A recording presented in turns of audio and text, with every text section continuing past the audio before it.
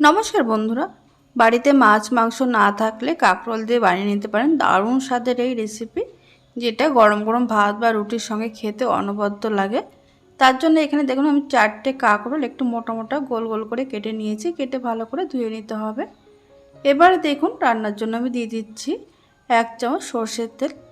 পুরো রান্নাটা আমি সর্ষের তেলেই করব, আপনারা চাইলে সাদা তেলেও এটা করতে পারেন। তেল একটু গরম হয়ে যাওয়ার পর এর মধ্যে আমি সামান্য নুন দিয়ে দিলাম।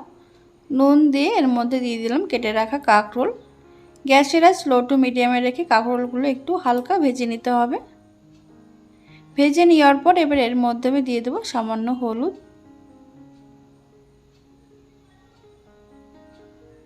হলুদ দিয়ে খুব ভালো করে মিশিয়ে নেওয়ার পর এবার দেখুন খুব সুন্দর করে কাঁকরোলগুলো একটু ভেজে নিতে হবে। গ্যাসের আঁচ লো টু মিডিয়ামে রেখে ঢাকা দিয়ে আমি 1 থেকে 1.5 মিনিট এইভাবে রেখে দেবো। কাঁকরোল ভাজতে খুব একটা বেশি সময় লাগে না, একদম কম সময়ের মধ্যে তৈরি হয়ে যায়। আর দেখুন কাঁকরোল কিন্তু এখানে খুব বেশি লাল করে ভাজা যাবে না, হালকা একটু লালচে রং আসা পর্যন্ত এগুলো এভাবে ভেজে নিয়েছি আমি। এগুলো ভাজা হয়ে গেছে, এবার এগুলো আমি তুলে নেব।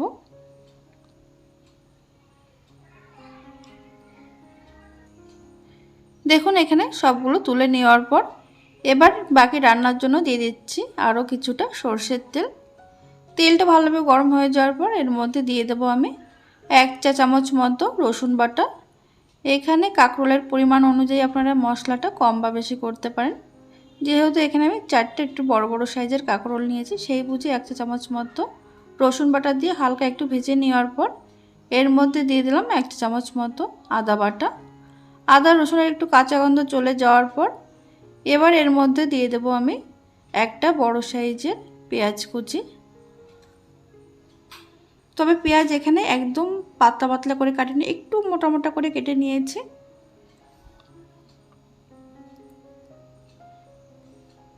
পেঁয়াজ এখানে একটু নাড়াচাড়া করে নেওয়ার পর এর মধ্যে আমি দিয়ে দেবো সামান্য পরিমাণে নুন, যাতে করে পেঁয়াজটা তাড়াতাড়ি নরম হয়ে যায়।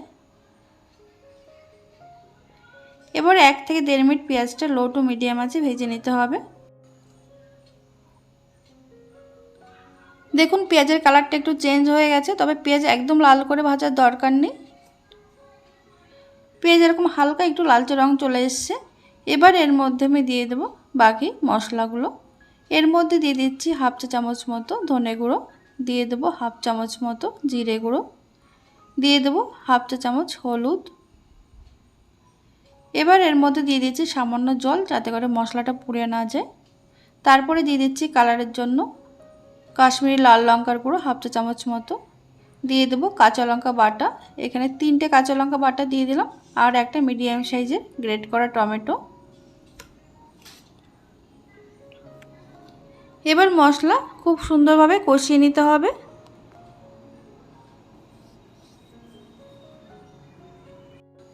দেখুন এখানে মশলা একটু শুকনো শুকনো মনে হচ্ছে, তার জন্য আমি এর মধ্যে আরও কিছুটা জল দিয়ে দিলাম। জল দিয়ে মশলাটা একটু ভালো করে কষিয়ে নেব। গ্যাসের আঁচ একদম লোতে রেখে ঢাকা দিয়ে এটা 2 মিনিট রেখে দিতে হবে। 2 মিনিট পর ঢাকনাটা খুলে নিয়েছি। মশলা এখানে খুব সুন্দরভাবে কষানো হয়ে গেছে। এবার এর মধ্যে দিয়ে দেবো একটা স্পেশাল মশলা, এর জন্য এই কাঁকরোল রান্নার টেস্টটা আরও দ্বিগুণ বেড়ে যাবে। দেখুন এর মধ্যে আমি দিয়ে দিচ্ছি 1 চা চামচ মতো ভাজা মশলার গুঁড়ো। এখানে আছে সামান্য জিরে, কালো সর্ষে আর মৌরি সামান্য 1 শুকনো খোলায় ভেজে গুঁড়ো করে নিয়েছি।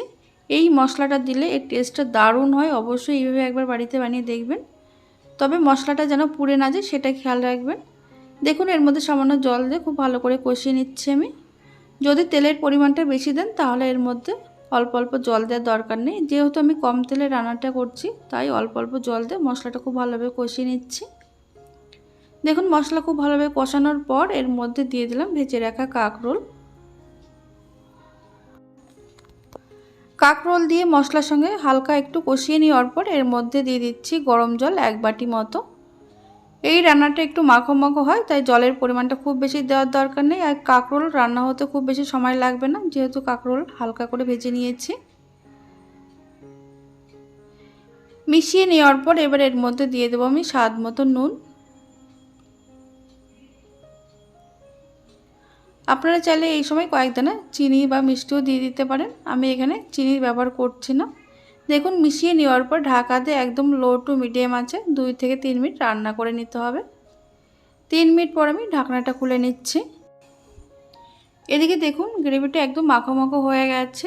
একটু নাড়াচাড়া করে মিশিয়ে নেওয়ার পর দেখে নিচ্ছি কাঁকরোল কিন্তু খুব সুন্দর সিদ্ধ হয়ে গেছে। এবার এর মধ্যে দিয়ে দেবো সামান্য পরিমাণে ধনেপাতা কুচি আর দিয়ে দেবো এখানে সামান্য গরম মশলার গুঁড়ো। ধনেপাতা কুচি আর গরম মশলার গুঁড়ো দিয়ে খুব ভালো করে মিশিয়ে নিতে হবে। মিশিয়ে এবার নামিয়ে গরম গরম ভাত বা রুটির সঙ্গে খেয়ে দেখুন অপূর্ব খেতে হয়। তাহলে বন্ধুরা ভিডিওটি ভালো লাগলে লাইক কমেন্ট শেয়ার করতে ভুলবেন না। আর চ্যানেলটিকে সাবস্ক্রাইব করে পাশে থাকবেন আর প্রচুর শেয়ার করে দেবেন। ধন্যবাদ।